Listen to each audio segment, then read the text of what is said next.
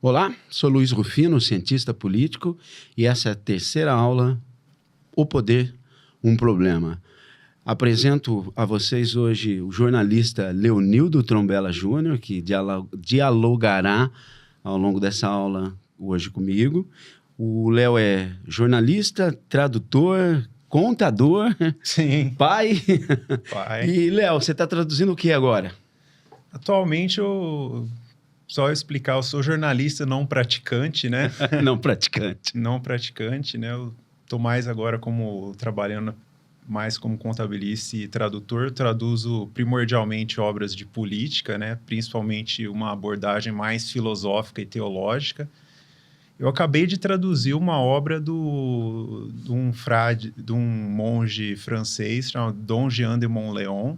Tem até uma obra dele que saiu recentemente, aí não é minha tradução, chama História Santa, que ele faz um comentário ao Antigo Testamento. O livro dele que eu traduzi é um que ele fala sobre Cristo Rei, a fundamentação de por que Cristo tem que ser o rei da sociedade. Então, ele faz uma fundamentação não só teológica, mas como filosófica e política em cima disso e desenvolve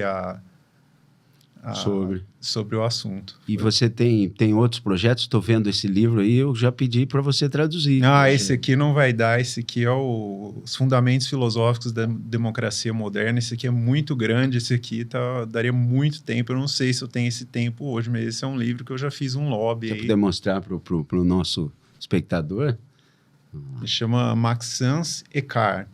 Ele é aluno do mais famoso filósofo francês, o Pierre Maillard, que ele até foi, assim, alijado da academia, porque ele acabou criticando esse Deus aí nosso hoje, que é a democracia, né? Entendi. Democracia é o grande Deus nosso aí, e ele acabou um pouco... Mas ele não fez para criticar a democracia, ele fez para entender. Entendi. Pegou desde os antigos, da Grécia Antiga, da época poética deles, e foi ao longo de todos, até os dias de hoje, até os teóricos atuais, desde Heródoto até hoje, Jacques Maritain e tudo, e foi fazendo essa análise. Pô, fiquei curiosíssimo. Ele pega todos eles e faz grandes análises aqui, para um tempo na Grécia Antiga, dedica um capítulo inteiro de 80 páginas explicando como era a Grécia Antiga, e a gente vê assim que há grandes semelhanças entre a Grécia Antiga, o modo de agir político dela e os Estados Unidos de hoje, por incrível que pareça. Nossa, que interessante esse ponto. Interessantíssimo. Ele tinha uma questão muito interessante, assim, igual os Estados Unidos é hoje com o petróleo, a Grécia era antigamente por causa do material que fazia as moedas. Então, eles acabavam invadindo muitas outras cidades ali e tudo, por causa dessa questão. Eles eram muito querendo dominar monetariamente, e juntava o minério ali, no caso, hoje é muito parecido, né? Depois das guerras médicas, Atenas vira a fina flor, né? Sim, então, aí hoje você vê a mesma coisa, a busca de minérios, aí o petróleo, ou agora minérios de bateria, pela dominância monetária também, né? Tem vários semelhantes aqui que ele traça. Isso acaba se desdobrando na Guerra do Peloponeso, né? Que a Esparta fica com certa inveja, né? Exatamente. Pô, que maravilha, Léo. Poxa, traduz aí pra gente, por favor. Faça essa gentileza. Vê se eu crio coragem. Primeiro eu vou pegar... Mas vamos fazer, então, um programa depois ainda, pra gente poder analisar ela em mais detalhes? Sim, podemos. Eu vou estudar ela com mais calma, assim, que eu já li e tal, mas eu tenho que ler, você lê, entender uma coisa. Você tem que ler e para poder explicar, você tem que dar uma desenvolvida. Sem dúvida, sem dúvida. Você que é professor, você sabe, né? Eu nunca fui professor, não tenho a didática que você tem, né? Não, mas você aprende fácil, mas muito fácil, você tira de letra, tenho certeza. Mas vamos lá, então vou fazer a revisão do itinerário das últimas aulas. O Léo já está por dentro da pauta, né? A Aline Barchelli, amiga também do Léo, formou na mesma turma que você? Sim, mesma turma, fizemos 4 anos Coincidência, juntos, nós lembramos disso na gravação das últimas aulas. Sim. O que nós fizemos? Por que se chama o poder um problema? Na verdade, porque muitos tomam a ciência política como uma ciência pronta e acabada. E, na verdade, o que a gente fez nas primeiras aulas foi levantar a dificuldade de você objetivar essa ciência. Qual que é o objeto dessa ciência? Né? Se a gente for tomar por Hegel, é o Estado, né? Inclusive, você tem outro francês, o Bertrand Jouvenel, né? Sim. O poder, história natural do seu crescimento. E, a partir daí, você vê visões distintas sobre o Estado, né? você tem a teoria de governo na Inglaterra, que toma, na verdade, o parlamentarismo inglês como sendo a fina flor, né, o ápice, né, o mais duradouro desde a Constituição de 1215, do João Sem Terra, você lembra disso, né? E que todo mundo tinha que ser igual, e os analistas políticos ingleses só observam para o restante do mundo com pena de que o restante do mundo não nasceu na Inglaterra, né? Que eu acredito que foi um dos começos do fim aí, né? Esse começo de você achar que todo mundo é igual no sentido que se acha. Hoje, lógico que não foi ali direto, não foi com a Bill of Rights lá dele que começou isso, mas foi um desenvolvimento aí que trouxe ao que é hoje, você achar que todo mundo é igual, simplesmente uma igualdade matemática. E isso influencia os Estados Unidos também, né? Sim. A ideia do analista americano é que pena que vocês também não nasceram nos Estados Unidos, né? American Way of Life, né? E por outro lado, você tinha a ciência política na França, nascendo na França, positivista, que não permitia nenhuma valoração. Fica difícil você fazer ciência política, já que Aristóteles diz que ela visa o bem comum, sem que você saiba o que é bem e o que é mal. Né? Sem que saiba o que é comum, né? Exatamente. E a teoria do Estado na Alemanha, né? que apontava para um caminho do Estado prussiano, né? Para o Estado que depois, mais tarde, o Max Weber vai tentar compilar numa ciência, mas muito tateante ainda, né? Acho que faltou... Eu não estou duvidando da capacidade do Weber, muito pelo contrário, mas é muito incipiente ainda para se dizer uma ciência política. Você vê que toda a caracterologia da ciência política weberiana, os tipos ideais são muito limitados, né? Sim. Carismático, burocrata legal, tradicional. Então, o objeto da ciência se perdeu, né? E o método, mais ainda. Então, o que nós fizemos na última? Nós tentamos resgatar a origem dessa consciência individual diante das primeiras sociedades. Então, nós chegamos à conclusão também que você não consegue ter o mesmo objeto. Porque você pega, por exemplo, a democracia ateniense, né? Ou você pega a oligarquia espartana, ou compara, por exemplo, com o Estado iraniano, ou se compara com o Estado inglês. Não é o mesmo objeto, não é o mesmo Estado que nós estamos falando. Então, assim, a gente quase chega à conclusão da impossibilidade de uma ciência política. Sim, eu já lembro que você já me reportou essa questão. Uma coisa que Por isso que eu falo que esse livro aqui me trouxe o repouso da inteligência nesse sentido, né? Eu gostei dessa sua observação, desculpa te interromper, o repouso. É o repouso, quando você consegue aprender o sentido. A própria contemplação é baseada nisso, né? Uhum. Porque você chegou no repouso ali, tanto é que o céu é o repouso, né? Você chega na casa do Pai. Tem até uma palestra que eu traduzi, depois vocês procurem lá, que fala justamente sobre essas várias noções de nação, pátria, Estado, império, que você pode ter nação de nações, império de pátrias. Cidades, estados. Que é do professor Giovanni Turco, que chama Pátria, Nação e Estado, dos termos aos conceitos. E assim, uma conclusão que não está ali, mas que você tira dos filósofos de linha mais tradicionalista, seja do espanhol do século XIX, Juan Donoso Cortés, que ele colocava muito essa área da teologia política. Por que parece que não é o mesmo objeto? Porque isso é uma coisa que eu até te mandei aquele trecho ontem comentando do do Eric Voegelin, é que muda a visão que cada sociedade tem do ser. Se você muda a visão que você tem do ser, a própria noção de ser que você tem já vai definir como que você vai chegar no seu objeto. Porque é a partir da noção de ser, que aí caberia você dar uma aula aqui depois explicar. Vou fazer uma ponte. Que a partir da noção de ser que você vai formar a sua ciência política. Até o Eric Voegelin falou, ele fala, onde que Platão e Aristóteles começaram? Eles começaram a perguntar, o que é bem, que ali é o banquete, né? O que é o bom, o que é o belo. O que é o belo. Você vai perguntando o que é a alma, o que é a sociedade, o que é o bem da sociedade. São perguntas assim, que você vai todo mundo se pergunta, o que é bom para a sociedade? O que faz bem para cada um para poder viver? E são várias perguntas que você vai se fazendo. A política é o ponto de chegada. Se você vê no Platão, as leis é dos livros finais É dos dele. livros finais A mesmo. política do Aristóteles também é a última. Também é a última, é verdade. Se você vê a ordem lógica dos ensinamentos ali, você vê que justamente a política nos antigos era sempre o ponto de chegada. E é por isso que a gente fez na última aula o resgate da investigação desse ser. Como é que nasce? Porque, inclusive, fiz uma brincadeira com a Aline aqui, dizendo que hoje qualquer cidadão comum se sente injustiçado pela sociedade, né? E, ironicamente, o parto disso foi muito difícil, né? E eu citei pelo menos algumas obras. Eu citei a obra do Hermann Hesse, né, O Selvagem, que ele sai de uma tribo, porque tem uma briga lá com o pajé, e o pajé o expulsa por conta de uma mulher, e você sabe que nesse tipo de sociedade é uma sociedade cuja, vamos usar um termo da sociologia, é uma solidariedade mecânica, né? Você está fora dessa sociedade, você está morto. E ele se encaminha em direção ao mar. Quando ele encontra o mar é um símbolo de infinitude, né?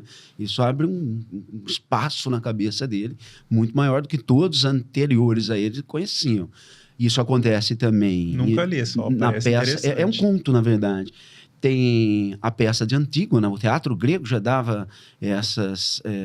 Sófocles, né? A Antígona de Sófocles já dava esses sinais quando Antígona recorre, na verdade, à autoridade do Deus para poder enterrar o seu irmão Polinice, né? E ela acaba pagando com a própria vida. E o grande Sócrates, que eu acho que é quem inaugura isso tudo, quando ele, na verdade, paga com a própria vida, de maneira real, agora não mais no teatro, por conta de enfrentar toda a sociedade ateniense e a democracia ateniense, né? Você falou do Sócrates, eu até lembrei daquele trecho que eu te mandei, porque justamente a hora que eu li você na pauta aqui do Sócrates, eu lembrei justamente desse trecho. Naquela época tinha vários professores falando, às vezes, opiniões contrárias às outras, e todos eles alegando ser verdadeiro. Exato. Sofistas. Que é justamente assim, ou filodoxos, né, como Platão chamava. Ele chamava de filodoxos, né? Que é o filo, amor, doxo, opinião. Opinião é o quê? Qualquer um pode ter uma opinião, ou seja, não necessariamente a verdade objetiva, né? Então ele falou, mas espera aí, como que esse está falando uma coisa, justamente sobre aquelas perguntas que eu falei que são perguntas básicas da nossa vida, não é nada muito filosófico, você quer ver o que está acontecendo aqui e ali, e pessoas davam opiniões contrárias, uma contra a outra, e as duas pareciam estar verdadeiras. Você pode ver, o Sócrates, ele é insuportável. Ele é assim. insuportável. O Platão mesmo ali escreve que nos interlocutores dele falam que ele é insuportável mesmo, né? Eu falei, não, peraí, então vamos testar essa hipótese, né? Justamente aí que começou, na maêutica, né? Justamente essa busca para ver, vamos ver quem está certo aqui, quem que não tá. Eu acho que a maêutica é a primeira dialética, embora não seja considerada a primeira dialética, né? Sim. Para quem está nos acompanhando, nós temos aqui o quadro, na verdade, o afresco do Rafael Sanzio, que está no Museu do Vaticano. O Sócrates é essa figurinha em verde aqui, ó, bem no canto esquerdo, como a gente já apontou depois dá uma googada aí, você coloca aí no Google Imagens, você consegue encontrar a descrição. Muito bem observado da tua parte, porque é exatamente do sofista que partiu a nossa explanação. Então, o que nos resta? O que restava para Platão, para Aristóteles e para o mesmo Sócrates? Restava o discurso. Então, assim, a matéria-prima da análise política são os discursos dos sofistas, né? Sim. E o que eu fiz na última exposição? Eu tentei elencar pelo menos 5 características que um discurso pode ter, né, que serve tanto naquela época quanto hoje, que são as seguintes. Primeiro, a descrição da realidade, que parece o mais fácil, mas hoje em dia seria o mais difícil de todos. Eu acho que seria impossível, na maior parte das pessoas, descrever a realidade como é. E usei exatamente o exemplo do legista, né? Porque o legista vai descrever, sem nenhuma paixão, uma bala que vai penetrar no corpo do ponto A ao ponto B, e essa é a descrição da realidade. Eu vou fazer até uma ponte disso aí que eu estava lembrando ontem, e essa questão do ser, mas tem outra também que é uma questão mais ligada, assim, que é mais possível as pessoas fazerem uma ponte. Tem uma história aí que até surgiu recentemente, que o pessoal reviveu, aquela questão do Olavo de Carvalho, que ele fala das castas hindu, que são divididas entre... Lembro disso. Contemplativos, no primeiro grau, Brahmanes, né? Depois aquela casta política aristocrática e por Vaixas, não me lembro. Os nomes eu não lembro. E a questão depois dos obreiros, assim, e por fim os párias que não eram da sociedade. Os Dalits. Mas assim, se você vê a divisão da sociedade antiga, independente de religião, de local, já havia essa divisão, essa tríade essa tríade de divisão. Por quê? Porque ela é dividida na naturalidade humana, que é qual?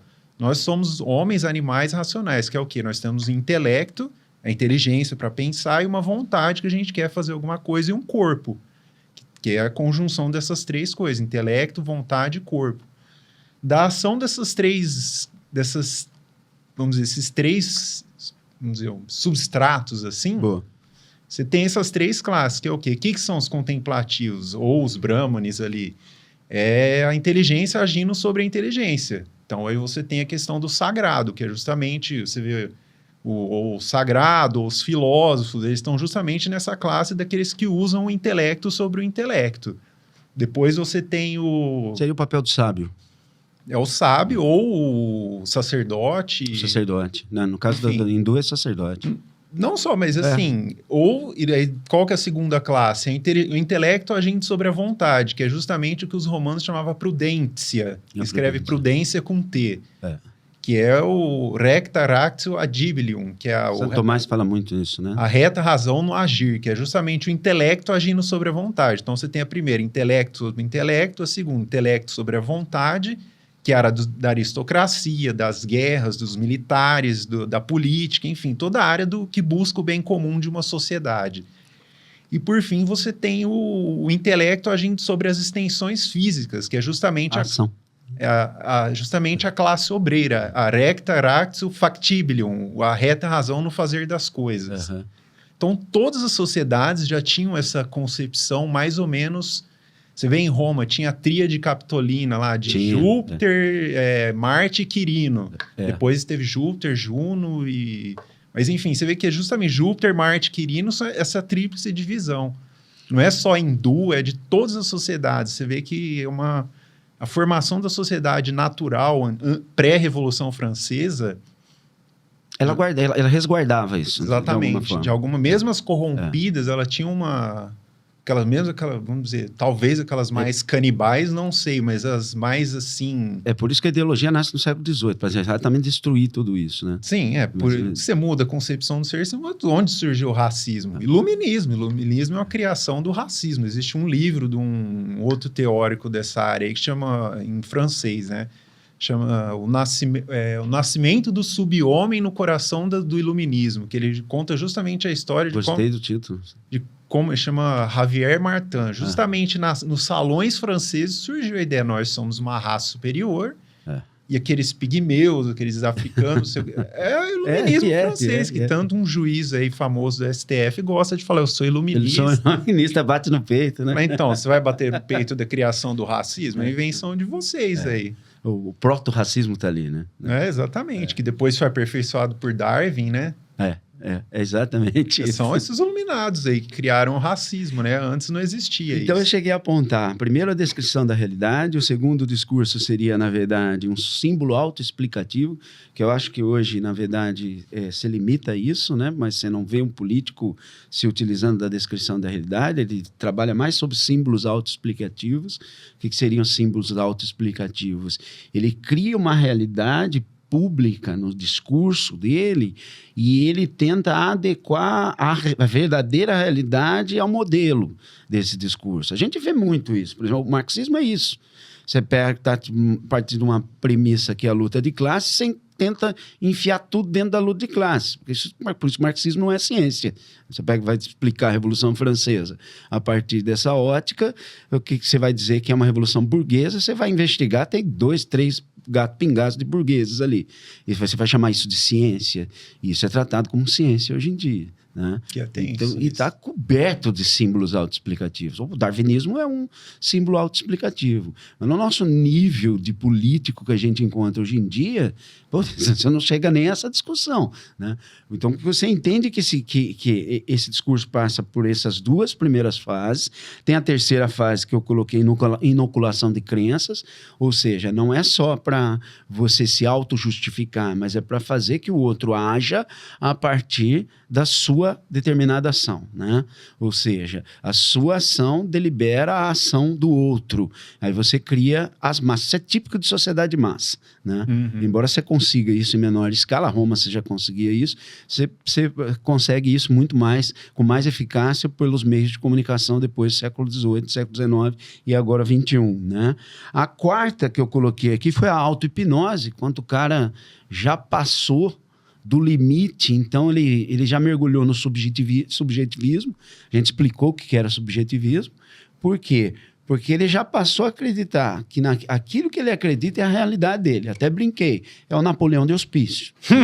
Né? Esse aí não tem solução. Isso aí não adianta você falar para ele que ele é Napoleão de Hospício, porque ele vai achar que você é um teórico da conspiração, né? Tentando impedir as conquistas dele. Até brinquei, desculpa de não te passar a palavra, até brinquei com a Aline. Eu falei, a única forma de você sair de um discurso desse é você se apresentar como Wellington, né? Se é Napoleão, eu sou Wellington. Para ver se você abre um pouco a esfera de loucura que o cara tá entregue, desculpa. Não, só ia comentar que tem até o pessoal brinca muito, faz um pouco de zoeira no Telegram, porque tem muito pessoal que eles chamam boomer, que é aquele pessoal mais velho, que eles acreditam em tudo que você falar do político deles. Políticos de estimação deles lá, você falou, acabou. Acabou. Você cria uma imagem em inteligência artificial lá e bota lá, a pessoa já se comove, nossa, tá reforçando minha crença.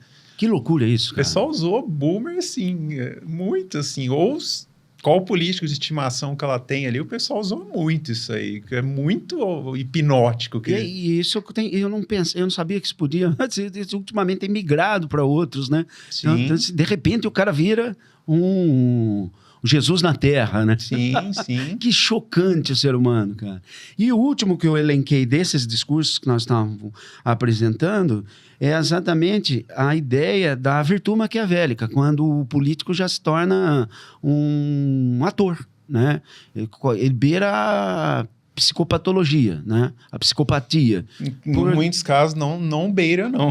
Eu acho que 90% dos casos... Eu acho que não beira, eu acho que ele é. Ele é um fingidor que não sente mais a dor que ele deveria sentir, né? Eu acho que a gente chegou nesse grau. Eu acho que a realidade política brasileira, eu não vou me estender ao mundo, porque não tenho essa experiência, mas do pouco que eu acompanho, a gente chegou, eu acho que tudo se resume essa virtude maquiavélica que eu expliquei, que é anticlerical na sua base, porque ela é grafada diferentemente da virtude cristã, né? Sim. Exatamente porque, para Maquiavel, a concepção cristã que Maquiavel tem, muito tosca, diga-se de passagem, né? Que a virtude cristã é fazer o bem, e você se comportar como um cordeiro no meio de lobos será devorado. Então você tinha que ser cênico, aprender a fazer o mal se você não sabe fazer o mal, né? E aprender a fazer o bem se você não sabe fazer o bem, né? Ele acha que só tinha que fazer a partir do momento que conviesse, bem ou mal, é isso? É exatamente isso. Isso é uma moralidade, se é que existe a moralidade. É engraçado que ele falou isso com ares de novidade, mas isso já está em Santo Tomás, quando ele fala toda virtude tem vícios que se opõem, né? Dentre uns vícios que se opõem justamente da prudência, a prudência é aquela virtude pela qual se dirige politicamente não só a sua vida pessoal, mas a sua família e da sociedade. Existe um vício que se opõe diretamente contra a prudência, um dos vários, chama prudência da carne. Era exatamente isso. Ele achou que estava falando novidades, mas ele estava só pregando um vício. A virtude maquiavélica é um vício. Chama-se prudência da carne. É uma coisa... literalmente um vício, eu concordo mesmo. Não tem... Você vê lá descrito na Suma Teológica ou nos outros lugares que ele toca no assunto, é isso aí, é uma coisa meio... E ele é apresentado como sendo pai da ciência política, né? Como realismo político, quando na verdade ele só cria mais um modelo, né? Exatamente mais um modelo. E um modelo autocontradditório, porque você eliminar todos aqueles que te ajudaram a chegar ao poder, me parece que você está pedindo para eliminar ele próprio, né? Literalmente. Que como você comentou comigo, o que um político tem entre si é o capital, né? O capital de confiança. Ele entre mesmo um mau político, ele vai ter que ter o capital dele, a confiança entre os pares dele ali. Senão ele não vai ter a matilha dele ali para poder fazer as coisas que ele quer. Exatamente. Não é também uma coisa... É isso mesmo. O próprio presidente atual, ele não, por mais que se queira, ele não é alguém que subiu na carreira traindo os correligionários dele, ao contrário. Ele não, se mostra fiel a boa parte dele. Lógico que uma traição ou outra é normal ali na política, mas assim, você vê que ele tem uma fidelidade ali. Eu já vejo ao contrário. O presidente anterior, me parece que ele tomou um caminho contrário, né? Assim, que ele foi mais assim, ele foi derrubando quem foi atrás dele ali, quem ajudou. Eliminando muitos deles, né? Então, agora olha onde ele tá vivendo a misericórdia dos inimigos dele, olha né? Só, que loucura, hein? Que foi o Olavo que falou isso. Só sobraria isso para ele. É o que sobrou dele, a misericórdia dos inimigos dele, porque ele fez exatamente como Maquiavel mandou. Quem é mais maquiavélico? O Bolsonaro é muito mais maquiavélico nesse sentido do que o Luiz Inácio. É um vício de coitado isso aí. Você, sincero, é chato falar isso, mas é coisa assim. Ele fez isso, ele não fez ele não tinha essa... Então, é isso que eu estou dizendo, a diferença, aí entra no início da nossa... Tudo isso foi seu introito, né? Sim. A diferença do agente e a diferença do cientista nesse sentido, né? Só que o cientista não é no termo positivista moderno que eu estou querendo trazer. Eu estou querendo trazer de volta aqui o nascimento da ciência política a partir da diferença entre doxa e episteme. Doxa é entendido, traduzido na maioria das vezes como opinião, mas aqui a gente colocaria ela como a retórica, e para quem não sabe, a retórica, de maneira muito prosaica, é a arte de vencer sem ter razão. Há técnicas para fazer isso, persuasão, literalmente. Aí não seria mais a erística? Seria erística, de fato. Mas que é uma das partes da retórica. Mas a retórica é exatamente a prática política. Não há político sem retórica. E já a ciência, no caso da episteme, é a ideia de estar acima da prática política, um certo distanciamento da prática política, para que você possa entender como que se dá essa prática política, né? E eu acho que você não consegue ver essa distinção. Se você pegar hoje 90% dos que se propagam como cientistas políticos, eles são, na verdade, ideólogos. Eles não conseguem fazer essa distinção. E, inclusive, eu estava dizendo que, na verdade, você não é que você é neutro. Não existe essa neutralidade. Não se faz ciência sem valores, né? Na verdade, você é honesto em relação ao que você está estudando. O agente não tem condições de fazer isso, né? Você pode pegar até alguns analistas políticos que foram agentes, mas nunca em papéis principais. Se ele exercesse qualquer tipo de papel principal, ele não teria como se distanciar dessa realidade de agente, porque o agente pensa em vencer. É igual o discurso do marqueteiro. O marqueteiro quer vencer. Eu acho de uma ilusão absurda quando você pega os debates, você vê os jornalistas e eles pregando que, na verdade, você tem que ser... que os debates têm pouca erudição, tem poucas propostas, quando, na verdade, um debate está dentro do que corpo? Está dentro do corpo da retórica, da vitória. Ele está procurando vencer. É o que o marqueteiro faz. O cientista político ele está bem além disso, né?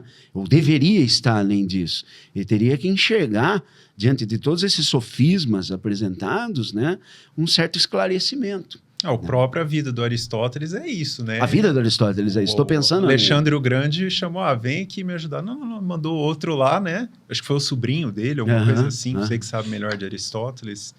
O Aristóteles ele era muito assim, o Sócrates morreu, o Aristóteles falou, o quê? Eu não vou morrer aqui, O não. Sócrates morreu, mas tem uma passagem do Sócrates, não me lembro precisamente aonde, é que um dos alunos dele, dos seguidores dele, pergunta, porque ele não iria para a política, ele diz que o papel dele é ensinar a política e não ir para a política, né? E até ali na cena ali da morte dele, os caras deram 1000 opções. Não, fuja. Fuja. Fuja. Não morre. Mas ele tinha outros objetivos em mente, que eu achei nobilíssimo Também da acho. parte dele. Eu acho impressionante. Eu acho que não teríamos essa ciência, no sentido grego, né? Se não fosse a morte dele, se não fosse Platão e Aristóteles, essas duas figuras da escola de Atenas, né? Porque você pudesse pensar essa ciência dessa forma, na verdade. E eu insisto nessa do discurso porque é o seguinte, usando mais uma vez o Aristóteles, para estudar as ciências naturais, né, o Aristóteles criou um zoológico. Ele tinha lá 200 animais, ele ia lá estudar os... E ele que criou o zoológico. Ele que criou o zoológico. Ele criou o jardim botânico também. Então, ele tinha lá todas as espécies dele e ia lá estudar. Não dá para fazer isso com o político, né? Não dá para você trancar todos eles num lugar fechado, né? Para fim de saneamento básico, ia ser fantástico. Isso é verdade. Fazer um Big Brother de político. Isso não é um Big Brother, porque que horror, cara. Eu acho que ia dar bastante audiência, cara. Nossa, eu vender essa ideia. Né? Então, o que resta, na verdade? A análise do discurso, né? A análise da parte sofista que o político pratica. E, nesse sentido, eu acho uma bela ciência. Por quê? Porque o político, se ele está dentro do campo retórico, ele quer vencer. Ele venceu, ele não continua investigando aquilo. Ele só volta a investigar quando ele perde uma eleição. Né? Aí que ele vai buscar certos... Onde eu errei. Onde eu errei. Aí ele chama o cientista político. Mas, Rufino, o cientista político, ele pode ser um agente? Eu já disse que sim, ele pode ser um agente, mas sempre em menores cargos. Uma vez o Maico me entrevistava aqui no Café Amargo, no Tropiano, e eu falei exatamente isso. Eu vivi certa forma isso na minha vida. Eu fui chefe de gabinete, fui secretário da Educação, eu fiz várias campanhas, mas eu nunca consegui vestir o vestido do agente. Eu sempre tinha um certo posicionamento, mais ou menos como diz o Sócrates, um certo daimon olhando para as minhas ações ali, né? Certo? Sempre analisando. Isso é um prazer fabuloso. Eu citei até o Lear do Shakespeare na última apresentação, porque ele e a Cordelia terminam encerrados na torre, né? Já bem no final da peça, e que eles riem, né? Porque eles vão ficar vendo as brigas políticas daquela distância metafísica, né? Eu acho que, de certa forma, a ciência política ela deveria ter essa característica, né? De fato, nesse sentido, assim, eu fico lembrando sempre dos gregos, que é o que eu mais estudei, a gente sempre acaba fazendo aquele recorte. Essa referência. Pega meio como zona de conforto. Eu estudei aquilo, eu vou falar... Mas, assim, o Platão era meio assim, ele era da aristocracia, ele poderia estar ali no meio da política, mas ele estava, mas não estava muito, né? Então, isso dava um certo distanciamento para ele poder, ao mesmo tempo, estando ali Você vê que o Platão, ele tem uma noção muito ali também dos jogos políticos, você vê na República ali também. Tem muito. Eu até lembrei de comentar esse gancho. Eu falei, agora eu não vou lembrar o capítulo de cabeça. O Platão, na hora que ele começa a formar, desde da juventude, que ele quer formar um governante perfeito na República. Aí ele viaja direto para Siracusa, né? Ele tem um amigo lá, o Dionísio de Siracusa. Sim. E foi numa dessas que ele foi preso, né? Então, aí que eu achei... Vendido como escravo. Então, aí esse aí que ele fala, mas se você fizer isso, ensinar de tal maneira, mas ele vai cair... E Platão bate na porta do pecado original, que ele usa ali um termo muito bom, que ele chama os pesos de chumbo. Ele fala que por mais bem criado que você faça um político, ainda vai ter aqueles pesos de chumbo na alma dele, puxando para as partes baixas dos seres humanos, as paixões. Eu adoro essas metáforas platônicas. E ele conseguiu, ele bateu na porta ali do pecado original, que ele não sabia que existia, né? Ele nunca teve contato com o povo escolhido, não pôde saber, mas assim, ele conseguiu ver ali que tinha alguma coisa que puxava a gente para baixo. Que a política, o que é a política? Tanto naquela época, que era totalmente ela ferida pelo pecado original, quanto a de hoje, pós-Revolução Francesa, em 100%, não é nem 90%, é 100%. O que é a política do pecado? O que é o pecado original? É quando as paixões dominam o intelecto. Quando você vamos dizer, o que se diz no meio... Para o católico, quando ele está em estado de graça, ele está com o intelecto cuidando das paixões. Você não digo anula, você atenua a ferida do pecado original. É porque é uma tensão, né? Exatamente. Você tem um poder político ali. O que é o poder político? Você rege ali aquelas paixões para elas não te dominarem. Agora, o que é essa política de hoje ou a política antiga? Era as paixões dominando. É justamente aí que Platão vê. Por mais que você crie bem um político, ele vai ter essas paixões puxando ele para baixo. Eu brincava com o Marco. Os pesos de chumbo. Brincava com o Marco no Café Amargo, exatamente. Só há um ângulo reto, né? O resto tudo tende à queda na política. Sim, então, exatamente. Por isso que daí, inclusive, ele me perguntou qual que é o conselho. Eu falei, reza muito, pede para Virgílio te dar a mão para você passar pelo inferno. Porque a política é esse inferno, né? É terrível dizer isso, mas é exatamente esse inferno. O ouvinte, o espectador comum, ele não entende, ele acha que o discurso do político contém a verdade, né?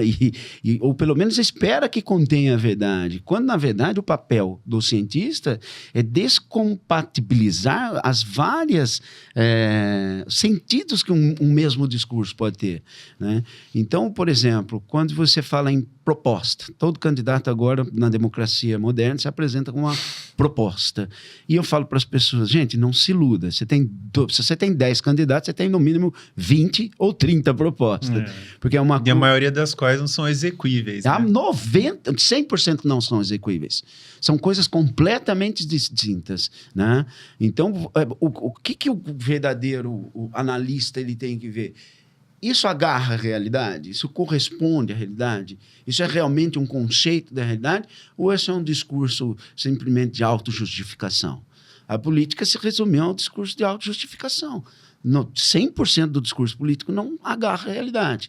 Mas aí você me pergunta, o político sabe disso? Dificílimo saber se ele sabe disso. Eu acho que alguns sabem, por isso vestem a roupa do ator e da atriz.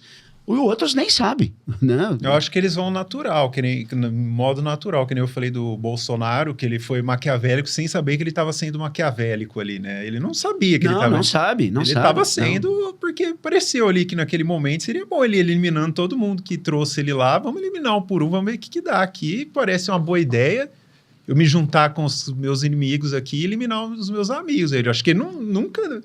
Ele tinha lá, quando ele foi eleito, ele tinha o livro lá do... Não Doutor Comuna lá, ou Não Senhor Comuna lá, do Evandro Sinotti, e tinha o Idiota do Olavo. Que também duvido que ele leu, né? Não leu, né? Eu tenho certeza que não. Então eles vão muito, você que tem de melhor, pelo que eu vejo, me parece que eles vão muito no natural, assim, sem ler. Sem ler, não, absolutamente. Eu acho que tem pouquíssimas referências. Né? Alguns têm até diploma. Diploma, você sabe que não significa absolutamente nada.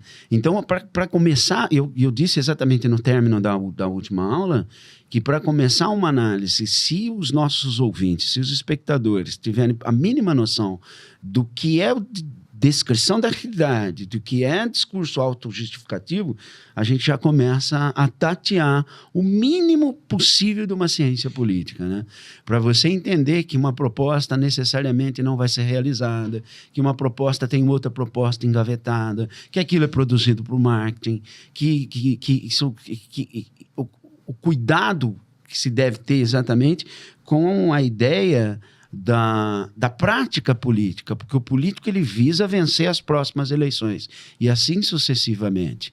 Então ele não cria grandes problemas para ser pensado. E isso seria o papel do analista, do cientista político mesmo. Seja ele cientista político, historiador, o que for. Quem quer pensar política, né? Não acho que um diploma dê isso para alguém, até porque os diplomas e as universidades hoje estão todas tomadas por ideólogos. Eu acho que o diploma habilita a pessoa nesse sentido a ela ir atrás do problema, né? Ela pode aprender ali um método, como que ela vai, se ela se dedicar, obviamente, se ela se dedicar e não só cumprir o cronograma para ir 75% das aulas para ganhar um diploma é outra história, mas a pessoa se dedicou ali, acho que ela vai ter uma habilitação mínima para poder começar e buscar as coisas, Sim. Né? Mas vai depender do esforço pessoal. Exatamente, né? é o esforço pessoal, assim. Mas eu acho, Léo, que quando a gente chega nesse grau por exemplo, desse conceito, que isso seja você de direita, de esquerda, de centro, de Marte, você não vai discordar. Quando você chega no grau de entendimento do que é doxa, do que é episteme, eu acho que a gente já tem pelo menos os parâmetros para que você possa fazer um mínimo de análise, para que você possa... E vou deixar um pouco mais claro. A doxa estaria para a retórica e a episteme estaria para a dialética. Na dialética, principalmente na dialética aristotélica, quando se tem um problema, você não quer vencer o adversário, você quer esclarecer um assunto. E, honestamente, quando o argumento do outro é mais forte que o meu, é cedo, para que a gente chegue num grau de intelecção superior àquele que a gente entrou. Não estou dizendo que objetivamente eu terei a resposta, mas eu sairei sabendo mais do que quando eu comecei. Então, isso seria o que eu acredito que seja ciência política. Eu acho que um bom começo para quem quiser ver, é um livro pequeno, assim, a gente está falando aqui, eu recomendaria Apologia de Sócrates. Maravilha, maravilhoso. O único escrito em prosa. Sim. Se tiver da edições 70... eu achei uma tradução muito boa, assim, em comparação com as outras, eu achei muito boa.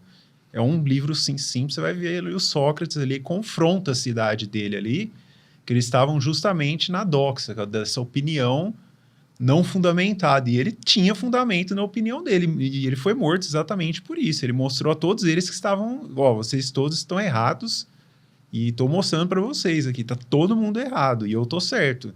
Quer dizer, tem até umas frases motivacionais lá que se você tiver certo, só você, ainda não vai mudar. A verdade não depende dos números, né? Cristo estava sozinho na cruz ali, né? Exato. Estava ele, Nossa Senhora e São João ali. O resto, até os apóstolos, por medo ali no momento, mas depois eles tiveram a redenção deles ali. Mas assim, no momento eles ficou Cristo, Nossa Senhora e São João e é isso aí, né? Então você vê que a verdade pode começar só por números. É essa a graça da busca da verdade. Quando você chega nesse grau, você vê, na verdade, que a política é uma dança de fantasmas, né? Você até... Eu acho que você tem... Qual foi o termo que você usou? A apresentação desse livro? Como assim? Que você falou que você suspendeu sua atenção. Eu cheguei em repouso, né? Quando você chega... Esse distanciamento, ele é tão... Não sei se o termo seria prazeroso, acho que o prazeroso é um pouco abaixo do que eu gostaria de dizer, mas que você vê que a política é uma dança de fantasma, que você vê, na verdade, que nenhum deles tem razão.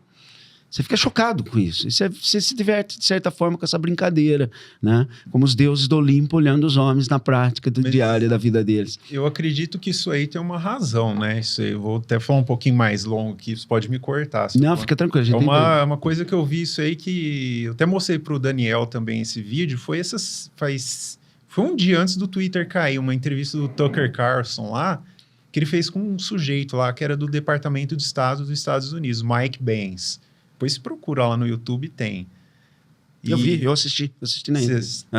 Ele falou uma coisa assim que eu achei sensacional, assim. Eu falei, nossa, ele deu uma sacada assim que nem aqui não tem. Ele falou assim, a democracia não é mais o consenso do povo, ou o consenso da maioria, ou o consenso... A democracia hoje é o consenso das instituições. Você vê, o Brasil hoje é um consenso de instituições, nossa democracia.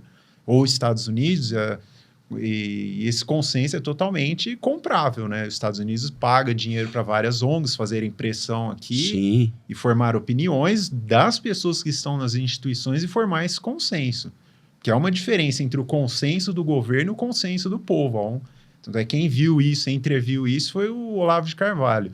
Tem muitas restrições, ele foi aluno deles 5, 6 anos, depois deixei, eu fiz aula com um padre que consertou meu intelecto por 5, 6 anos. É bom que você diga isso, porque senão as pessoas começam a parar de assistir por causa do Olavo. Não, eu tenho, mas é por cancelado por causa do Olavo. Não é por causa da política, que isso aí não é problema meu, é mais por causa da própria filosofia dele, que eu acho que carrega um certo irracionalismo ali, naquele intuicionismo dele. Eu também acho, eu concordo. E uma vez ele ficou bravo com você por causa disso, né? Você lembra disso? Ele falou que eu fui alpinista, nunca ganhei nada lá, o alpinista. Ele ficou nervoso. O alpinista que nunca ganhou, nunca subiu montanha, nem ganhou nada, né? Ele falou assim, que é esse trombela, isso é nome, você lembra? É uma longa história, enfim, da democracia. Você sabia disso, Maico? Ele ficou bravo, mas eu não falei nada, que eu sabia apertar os calos dele ali, eu sabia onde doía. Mas essa noção de consenso das instituições, mas o que é esse consenso? A democracia é formada no futuro. Até te perguntei aqui antes de começar, você conhece um corpus democrático, que é um corpo dos escritores da democracia, o corpo central? Você falou, não, tem 3 correntes e nenhuma se conversa com a outra. Você vê que não tem uma tradição do corpo democrático, ou seja, ela vem um pouco da noção de república, mas essa própria noção de república foi construída de várias maneiras. Foi com Hobbes, com Jean Baudin, foi uma coxa de retalho, ou seja, não existe uma coerência na democracia. Com os Founding Fathers, né? Tem um monte de gente. Dá para você pegar um pouquinho de cada um, né? Da Revolução Francesa, o Jacques Rousseau, tem tudo, vai ficar falando 2 horas. Você vê que é fragmentado, né? Por quê? Porque ela não está no passado, na tradição, na natureza do homem, ela está no futuro. Então esse consenso está sempre buscando o que é o... Por isso que eu falo, é uma coisa chocante aqui.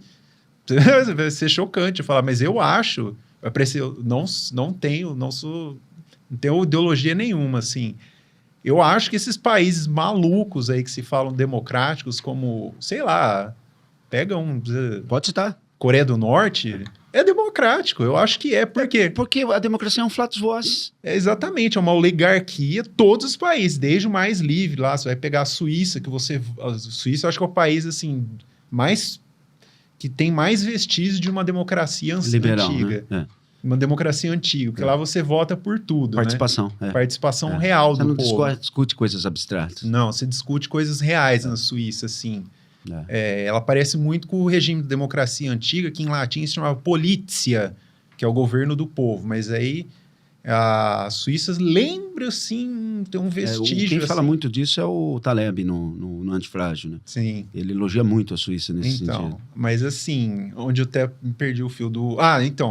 Você tem uma filosofia única, né? Eu acho que o Wegelin acerta nisso. Mas o que é democracia? É uma oligarquia dominando o povo. Então, todos esses países, desde a Coreia do Norte até a Suíça, é uma oligarquia dominando o povo. Ou mais ou menos. Ou mais ou menos. Existem 2 espectros de excesso. Por meios Suíça, Coreia do Norte. Com gradações distintas, com meios diferentes. Se você falar República Democrática da Coreia do Norte, tá certo, é isso aí mesmo.